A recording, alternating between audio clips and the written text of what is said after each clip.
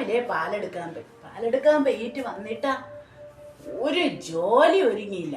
വന്നപ്പോഴോ രണ്ടും കൂടി മൊബൈലും കണ്ടുകൊണ്ടിരിക്കുന്നു. ചന്തയിൽ പോയി മീൻ വാങ്ങിക്കണോ ഒന്നും അറിഞ്ഞൂടാ.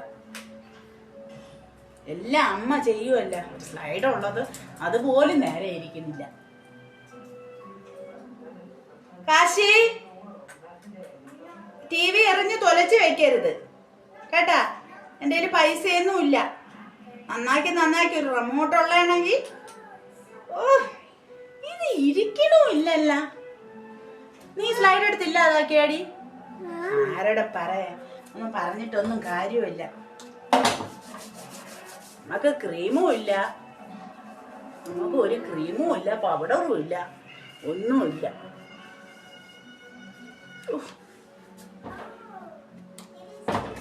ഇത്ര പട്ടിണി കിടന്നാലും ഉണങ്ങാനും പറ്റൂല. കുഴപ്പമില്ല, കൊള്ളാം.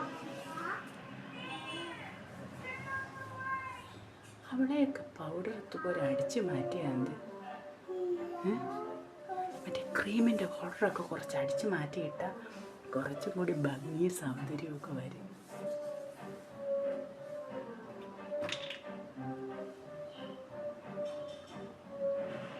അയ്യോ, ആണ് സ്വന്തം സാധനം ഉപയോഗിച്ചില്ലെങ്കിൽ ഇങ്ങനെയൊക്കെ വരും.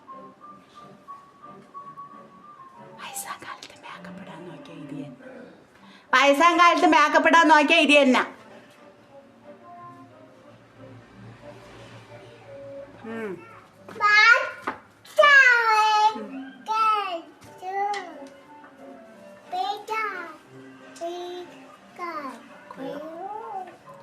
അയ്യോ,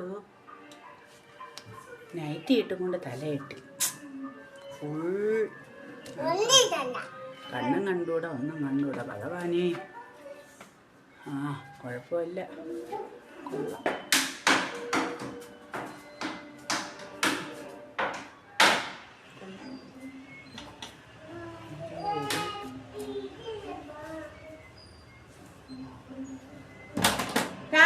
ചന്തയിൽ പോയിട്ട് വരട്ടെ. കൊച്ചിനെ നോക്കിക്കൊള്ളണേ കേട്ടോ. രണ്ടുപേരും കൂടി മൊബൈലും വിഴുങ്ങി തിന്ന് ഇരിക്കരുത്. കുഞ്ഞിനെ നോക്കിക്കൊള്ളണം പറഞ്ഞ കേട്ടല്ല.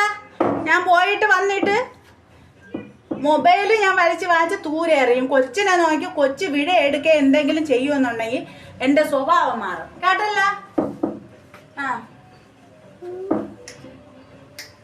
അടുത്ത് ചന്തയായോണ്ട് ഷോളായാലും അത് ഇട്ടുകൊണ്ട് പോവാൻ. അടുത്താണ് ചന്ത.